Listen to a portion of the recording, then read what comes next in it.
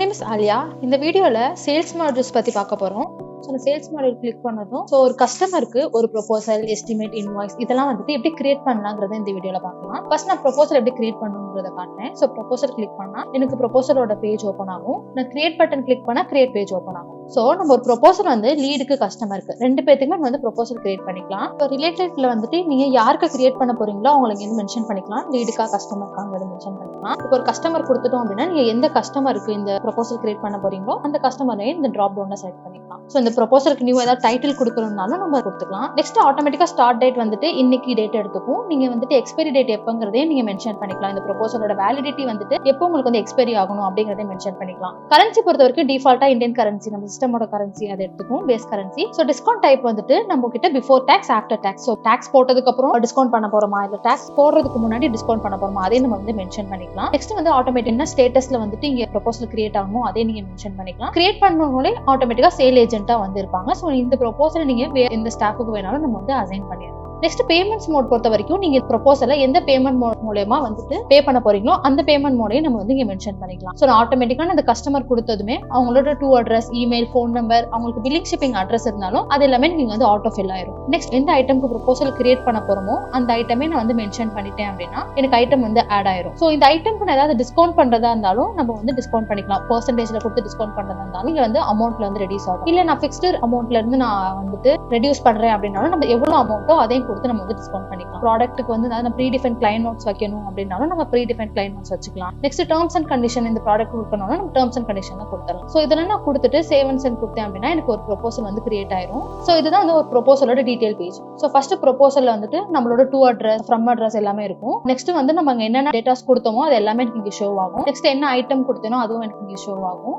Next comments பொறுத்த வரைக்கும் இந்த ப்ரொபோசல் சம்பந்தமா ஏதாவது கமெண்ட்ஸ் போடுறதாலும் கமெண்ட்ஸ் போட்டுக்கலாம். நெக்ஸ்ட் ரிமைண்டர் பொறுத்த வரைக்கும் இந்த ப்ரொபோசல் சம்பந்தமா ஏதாவது ரிமைண்டர் வேணும் அப்படின்னா ரிமைண்டர் செட் பண்ணிக்கலாம். இந்த ப்ரொபோசலுக்கு டாஸ்க் கிரியேட் பண்ணிக்கலாம், நோட்ஸ் ஆட் பண்ணிக்கலாம். அதே மாதிரி ப்ரொபோசல் சம்பந்தமா ஏதாவது அட்டாச்மெண்ட் பண்ணாலும் நம்ம ஃபைல் வந்து அட்டாச் பண்ணிக்கலாம். நெக்ஸ்ட் எடிட் ஆப்ஷன் யூஸ் பண்ணி நீங்க இந்த கொடுத்துற ஃபீல்ட்ஸ்ல ஏதாவது டேட்டாஸ் வந்து எடிட் பண்ணணும்னா நம்ம எடிட் பண்ணிக்கலாம். நெக்ஸ்ட் மோர் ஆப்ஷன் பொறுத்த வரைக்கும் இந்த ப்ரொபோசலை வியூ பண்ணி பார்க்கணும்னாலும் நம்ம இந்த ப்ரொபோசலை வியூ பண்ணி பார்த்துக்கலாம். இது வந்துட்டு ஒரு கஸ்டமர் சைட்ல இப்படிதான் உங்களுக்கு வந்து ஷோ ஆகும். அவங்க இங்க வந்து பே பண்ணிக்கலாம். அதே மாதிரி நீங்க வந்துட்டு இதோட ஸ்டேட்டஸை மாத்தணும்னாலும் நம்ம ஸ்டேட்டஸை மாத்திக்கலாம். இல்ல இந்த ப்ரொபோசலே எனக்கு வேணாம் அப்படின்னா ப்ரொபோசலை டெலீட் பண்ணிக்கலாம். நெக்ஸ்ட் பிடிஎஃப் பொறுத்த வரைக்கும் இந்த ப்ரொபோசல் நீங்க பிடிஎஃபா வியூ பண்ணி பார்க்கணும், நம்ம பிடிஎஃபா வந்துட்டு வியூ பண்ணி பார்த்துக்கலாம். ஸோ சென்ட் டு இமெயில் பொறுத்த வரைக்கும் இந்த ப்ரொபோசல்ல வந்து நான் கஸ்டமருக்கு சென்ட் பண்றேன் அப்படின்னா நம்ம இமெயில கூட நம்ம சென்ட் பண்ணிக்கலாம் பிடிஎஃப் அட்டாச்மெண்டோட. இந்த மாதிரி எனக்கு ஓப்பன் ஆகும். ஸோ நான் அந்த அட்டாச் ஃபைலோட நான் வந்துட்டு சேவ் கொடுத்தேன் அப்படின்னா எனக்கு வந்து பிடிஎஃப் வந்து சென்ட் ஆயிரும். சென்ட் பண்ண பிடிஎஃப் அந்த கஸ்டமர் வியூ பண்ணி பார்த்தாங்களா இல்லையா அப்படிங்கறதே நம்ம வியூ ட்ராக்கிங் மூலமா நம்ம வந்து பார்த்துக்கலாம். ப்ரொபோசலை சென்ட் பண்ணதுக்கு அப்புறம் அவங்க அக்செப்ட் பண்ணிட்டாங்க அப்படின்னா நான் வந்து எஸ்டிமேட்டா வந்து கன்வெர்ட் பண்ணிக்கலாம். ஸோ அந்த கன்வெர்ட் ஆப்ஷன் கொடுத்து நான் எஸ்டிமேட் கிளிக் பண்ணேன்னா எனக்கு வந்து எஸ்டிமேட் பேஜ் ஓப்பன் ஆகும். ஸோ இதுல வந்துட்டு நீங்க ஏதாவது சேஞ்சஸ் பண்ணணும்,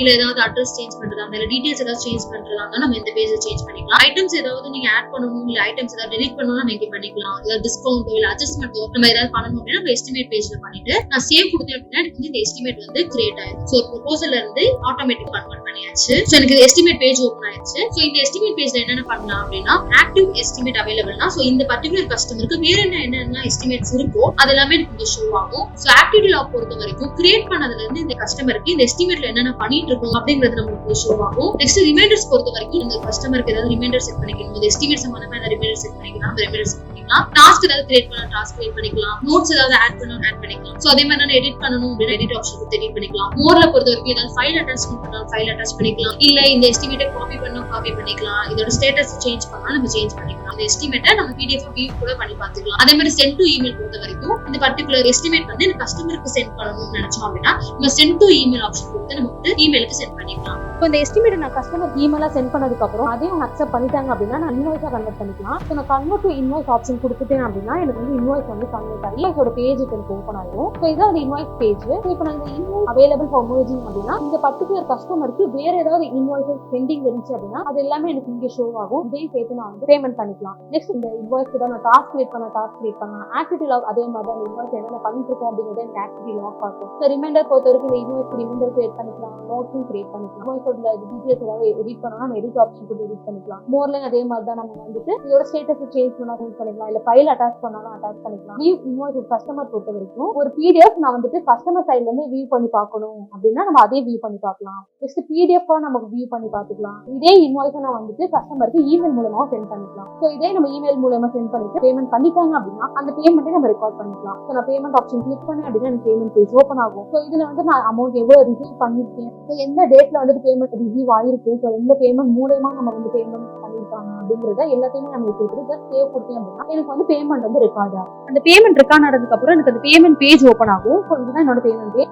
இங்க அமௌண்ட் எவ்வளவு ரிசீவ் ஆயிருக்காங்க, என்னென்ன டீடைல்ஸ் கொடுத்தோமோ அது எல்லாமே எனக்கு இங்க ஷோ ஆகும். ஸோ இதை பொறுத்த வரைக்கும் அந்த பேமெண்டோட receipt, payment summary, from address, so எல்லாமே எனக்கு இங்க வியூ ஆகும். இதை கூட நான் வந்து அந்த கஸ்டமருக்கு வந்து இமெயில் மூலமா சென்ட் பண்ணிக்கலாம். இது எப்போ வியூ பண்ணி பார்க்கணும்னா நம்ம பார்க்கலாம். நெக்ஸ்ட் வந்து நம்ம ஒரு கஸ்டமருக்கு எப்படி கிரெடிட் நோட் கிரியேட் பண்ணணும்னு பார்க்கலாம். ஸோ நான் சேல்ஸ் மாடலுக்குள்ள போயிட்டு கிரெடிட் நோட் கிளிக் பண்ணேன், எனக்கு கிரெடிட் நோட் பேஜ் ஓப்பன் ஆகும். ஸோ நான் கிரியேட் பண்ணேன்னா எனக்கு கிரியேட் பேஜ் ஓப்பன் ஆகும். ஸோ நம்ம ப்ரொபோசல், எஸ்டிமேட், இன்வாய்ஸ் அங்கெல்லாம் என்னென்ன பண்ணமோ ஸோ அதே விஷயம் தான் நம்ம கேம் பண்ணணும். ஸோ எந்த கஸ்டமருக்கு நீங்க கிரெடிட் நோட் கிரியேட் பண்ணணுமோ அந்த கஸ்டமரோட நேம் இங்க செலக்ட் பண்ணிக்கலாம். டேட் டிஃபால்ட்டா வந்துடும். ஸோ அதே மாதிரி currency, discount type, billing, shipping address, so இது எல்லாமே நம்மளுக்கு அங்கே ப்ரொபோசல் எப்படி கிரியேட் பண்ணுவோம் அதே மாதிரி எனக்கு இங்க ஷோ ஆகும். ஸோ எந்த ஐட்டம்க்கு நீங்க கிரெடிட் நோட் கிரியேட் பண்ண போறீங்களோ அந்த ஐட்டமும் நான் ட்ராப் டவுன்ல செலக்ட் பண்ணிட்டேன் அப்படின்னா எனக்கு ஐட்டம் வந்து ஆட் ஆயிரும். ஸோ அதே மாதிரி நான் இதுக்கு சேவ் கொடுத்தேன் அப்படின்னா எனக்கு கிரெடிட் நோட்டு சேவ் ஆகும். ஸோ இந்த கிரெடிட் நோட்ல என்னென்ன பண்ணலாங்கிறத பார்க்கலாம். இன்வாய்ஸ் கிரெடிட் பொறுத்த வரைக்கும் இந்த கிரெடிட் நோட்க்கு இன்வாய்ஸ் கிரெடிட் பண்ணியிருந்தோம் அப்படின்னா டேட்டா எனக்கு இங்க ஷோ ஆகும். ரீஃபண்ட்ஸ்னா இந்த கிரெடிட் நோட்ல இருக்க அமௌண்ட் நம்ம ரீஃபண்ட் பண்ணியிருந்தா அதுவும் நமக்கு இங்க ஷோ ஆகும். இந்த கிரெடிட் நோட்டுக்கு நம்ம ரிமைண்டர் செட் பண்ணிக்கலாம். அதே மாதிரி கிரெடிட் நோட்டுக்கு நம்ம இன்வாய்ஸ் பண்ணலாம், அப்ளை டு இன்வாய்ஸ் கொடுத்து நம்ம இன்வாய்ஸ் இல்ல எடிட் பண்ணிக்கலாம். மோர் ஆப்ஷன் பொறுத்த வரைக்கும் இந்த கிரெடிட் நோட்டை ரீஃபண்ட் பண்ணும்போது இந்த ஆப்ஷன் யூஸ் பண்ணி ரீஃபண்ட் பண்ணிக்கலாம். இல்ல இந்த கிரெடிட் நோட் வாய்ட்ல வைக்கணும் அப்படின்னா வாய்ட் இந்த ஸ்டேட்டஸ்க்கு மாத்திக்கலாம். ஃபைல் அட்டாச் பண்ணிக்கலாம். இல்ல இந்த கிரெடிட் நோட் டெலிட் பண்ணா டெலிட்டும் பண்ணிக்கலாம். ஸோ இதை நான் PDF வியூ பண்ணி பார்க்கணும்னாலும் நம்ம PDF வியூ பண்ணி பார்க்கலாம். PDF வந்து கஸ்டமர் சைடு சென்ட் பண்ணிட்டு அவங்க இந்த இமெயில வந்து வியூ பண்ணி பார்த்தாங்களா இல்லையான்றத வியூ ட்ராக்கிங் மூலமா நம்ம பார்க்கலாம். ஸோ நெக்ஸ்ட் நம்ம CRMல எப்படி ஐட்டம்ஸ் ஆட் பண்றதுன்னு பார்க்கலாம். சேல்ஸ் மாடல் போயிட்டு ஐட்டம் போயிட்டுனா எனக்கு ஐட்டம் பேஜ் ஓப்பன் ஆயிரும். ஸோ நாங்கள் கிரியேட் கொடுக்கும்போது நியூவா ஒரு ஐட்டம் வந்து நம்ம கிரியேட் பண்ணணும். ஸோ டிஸ்கிரிப்ஷன் பொறுத்த வரைக்கும் இந்த ஐட்டமோட ஷார்ட் டிஸ்கிரிப்ஷன் கொடுக்கப்படும். ஸோ என்ன ஐட்டம் அப்படிங்கிற நேம் நம்ம வந்து இங்கே மென்ஷன் பண்ணுவோம். லாங் டிஸ்கிரிப்ஷன் பொறுத்த வரைக்கும் இந்த ஐட்டம் பத்தி ஏதாவது லாங்கா பிரீஃபா சொல்ல நினைச்சா நம்ம வந்து இங்கே சொல்லிக்கலாம். ஸோ ரேட்டை பொறுத்த வரைக்கும் இந்த ஐட்டம்க்கு நம்ம என்ன ரேட் கொடுக்குறோமோ அதே நம்ம இங்கே கொடுத்துக்கலாம். அதே மாதிரி நீங்க இந்த ரேட் வந்துட்டு நம்ம இந்தியன் கரன்சில இருக்கும் போது என்ன ரேட்டோ அதே நம்ம கொடுத்துக்கலாம். இல்ல USD டாலர்ஸ், EUM டாலர்ஸ்ல இருக்கோ நம்ம எப்படி இங்கே கொடுக்கணுமோ அதை நம்ம கொடுத்துக்கலாம். நெக்ஸ்ட் வந்து டாக்ஸ் கொடுக்கறதுனால டாக்ஸ் கொடுத்துக்கலாம். ஸோ இந்த பர்டிகுலர் ஐட்டம்க்கு நீங்க வந்து 2 டாக்ஸ் கொடுத்துக்கலாம். டாக்ஸ் 1ல நம்ம கிரியேட் பண்ணிருக்க டாக்ஸ் நமக்கு ஷோ ஆகும். ஸோ அது என்ன டாக்ஸோ அதை நீங்க இங்க மென்ஷன் பண்ணிக்கலாம். அதே மாதிரி டாக்ஸ் 2 கொடுக்கறதா இருந்தாலும் டாக்ஸ் 2 கொடுத்துக்கலாம். ஸோ அதர் தென் தமிழ்நாடு அப்படிங்கிறப்போ நீங்க இன்ட்ரெஸ்டட் டாக்ஸ் கூட நீங்க வந்து இங்க மென்ஷன் பண்ணலாம். யூனிட் பொறுத்த வரைக்கும் இந்த ஐட்டமோட யூனிட்டை நீங்க மென்ஷன் பண்ணிக்கலாம். ஸோ ஐட்டம் குரூப்னா நம்ம குரூப் கிரியேட் பண்ணிருக்கோம். அந்த ஐட்டம் குரூப் கீழே இந்த ஐட்டம் வரணும்னா அதே நம்ம இங்க மென்ஷன் பண்ணிட்டு சேவ் கொடுத்தா நம்மளுக்கு வந்து ஐட்டம் சேவ் ஆகும். எப்படி குரூப் கிரியேட் பண்றதுன்னு பார்க்கலாம். குரூப் பட்டன் கிளிக் பண்ணேன் அப்படின்னா கிரியேட் பேஜ் ஓப்பன் ஆகும். ஸோ இதுல போய் எனக்கு என்ன குரூப் நேமோ அதை நான் மென்ஷன் பண்ணேன் அப்படின்னா எனக்கு வந்து நியூ குரூப் வந்து ஆட் ஆயிடும். ஸோ இந்த பர்டிகுலர் குரூப் நம்ம வந்து கிரியேட் பண்ணும்போது அங்க நம்ம வந்து யூஸ் பண்ணிக்கலாம்.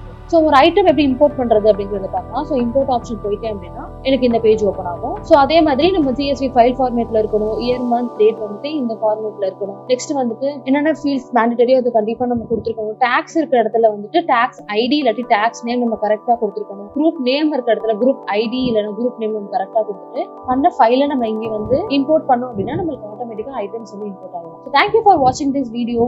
தேங்க்யூ.